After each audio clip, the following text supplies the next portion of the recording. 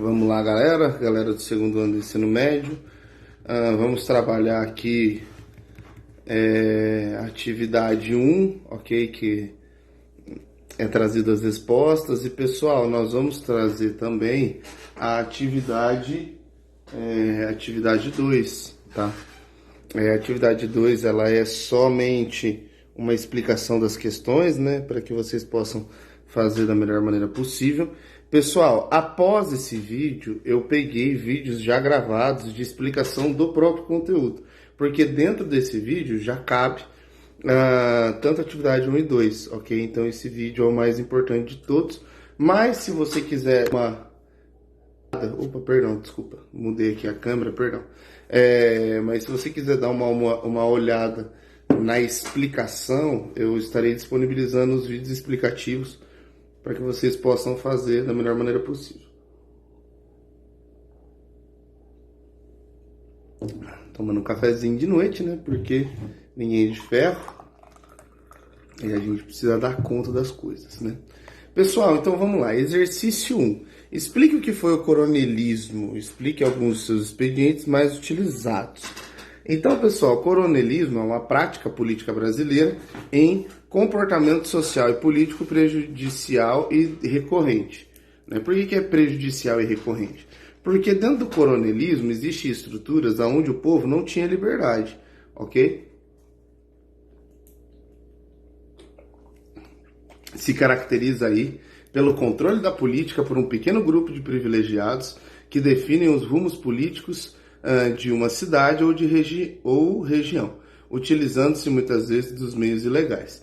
Essa prática tem suas raízes na colonização do Brasil, desde o momento que os primeiros capitães donatários foram escolhidos para terem posse de grandes quantidades de terra, né, as capitanias hereditárias, controlando-as sem nenhum tipo de regulação, né? Então nós vamos ver que o coronelismo, o cara para ser um coronel, ele não precisava de muito não, tá? Ele precisava ser um fazendeiro e ter uma equipe de jagunços que pudesse fazer aquilo que ele mandasse fazer, certo? Desde manipular votos e coisas do tipo até expedientes de punição física mesmo, tá? Quando a gente fala expedientes de punição física, nós estamos falando, né, do bom e velho trato físico, né? Violência, né? Eram, portanto, então, grandes proprietários rurais com poderes absolutos. Esses coronéis exerciam, inclusive, acima da lei, a autoridade de fato em sua jurisdição, né? Que podia ser um vilarejo, uma pequena cidade ou até mesmo toda uma região. Sua palavra não poderia ser questionada e a sua vontade política deveria prevalecer sempre. Essa autoridade exercida de fato há tanto tempo passa a ser considerada de jure, né? Um termo em francês, que são conferidas aos coronéis as distinções da guarda real, né? Que transformou em coronéis, né? No final da monarquia. Com isso, pessoal, a forma fortalece uma elite agrária investida de autoridade que passa a dominar a política de um país ou de uma nação, ditando os rumos da nascente república, né? Que deveria ser república para todos, porque ela está baseada nas ideias iluministas, mas nós vamos observar que nem tudo são flores nessa vida e isso não vai acabar acontecendo, né? Como isso, né, surge então a oligarquia rural, né? Palavra que designa governo de poucos, né, ou governo de alguns importantes, né, que no caso eram os coronéis mesmo, né, eram os fazendeiros. A autoridade dos coronéis cresce quando evolui o processo político representativo nos primeiros anos de república. Passam a ser esses coronéis os controladores, fiscalizadores e manipuladores do processo político. Esse domínio ocorre quando o sistema político vai se aprimorando, alargando o direito do voto e novas categorias sociais. Isso é muito tempo depois, tá, gente? Nós estamos falando de um período do qual nós vivemos, né, agora, né? Mesmo com as tentativas de aprimoramento, pessoal, a gente vai ver que esse processo político do coronelismo se mantém. O coronel que controla os eleitores na sua região, impondo um curral eleitoral, né, onde a forma válida de expressão política é a obediência frente à vontade do coronel. E o coronel pagava a conta de todo mundo, fazia algumas benesses. Em troca, né, ele ia exigir que o povo retornasse isso a ele, certo? Institui-se aí, então, o voto de cabresto, né, onde a população dirigida pelo coronel apenas referenda, né, a sua vontade, né, votando no candidato favorável.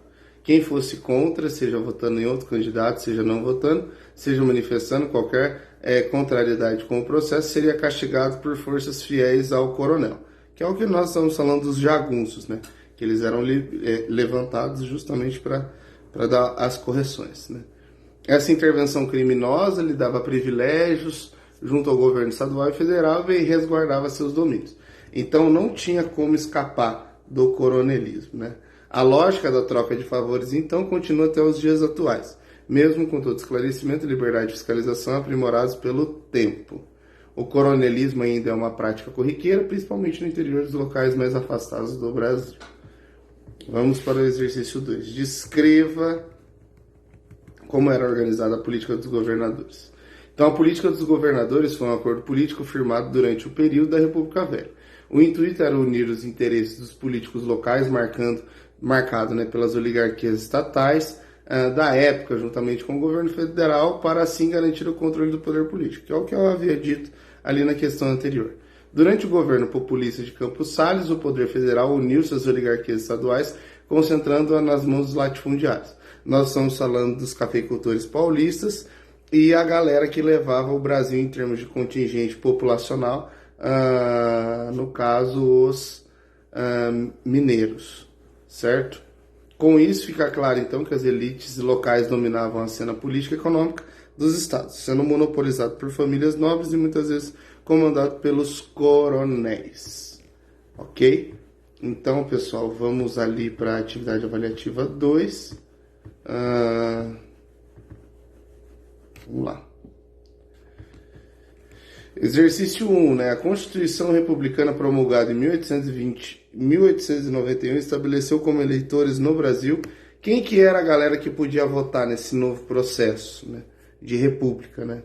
Novo processo, que na verdade, de novo não tem nada, né? Só trocaram o nome da instituição e da estrutura e fizeram todas as mesmas coisas como sempre. Até que ponto, a partir das posturas dos interesses diversos, as oligarquias paulista e mineira dominaram a cena política nacional da Primeira República? A união de ambas foi um traço fundamental para que não conta toda a história do período. A união foi feita com a preponderância de uma ou outra das duas frações. Com o tempo surgiram discussões e um grande desacerto final, né? A imagem de um bem-sucedido acordo do café com leite São Paulo e Minas, um acordo de alternância de presidência entre os dois estados, não passa de uma idealização de um processo muito mais caótico e cheio de conflitos. Profundas divergências políticas colocavam-nos em confronto por causa de diferentes graus de envolvimento no comércio exterior. Para a caracterização do processo da Primeira República, utiliza-se com frequência a expressão política do café com leite. No entanto, os textos apresentam a seguinte ressalva à sua utilização. Então, pessoal, para vocês relacionarem a política do café com leite, o que houve, o que aconteceu, qual foi a questão que acabou girando em torno disso. 3. Tradicionalmente, o termo República Velha foi cunhado para identificar o período que vai de 1889 a 1930. É um período que nós tivemos no Brasil. Sobre as características, assinale verdadeiro ou falso. Não vou abordar todos os verdadeiros ou falsos, mas vocês já têm o gabarito já muito bem definido e depois vocês vão poder tirar as dúvidas e ver aí da melhor maneira possível. As perguntas abertas, né? O que foi o coronelismo, e descreva como que era a organização política dos governadores. Isso está presente na atividade 1. Então, eu aconselho você a pegar a atividade 1 e dar uma olhada para poder responder o módulo 2, ok? Agradeço vocês, a gente já chegou aqui ao final. Não se esqueçam de assistir os próximos 2 vídeos, que é a explicação de conteúdo. Valeu!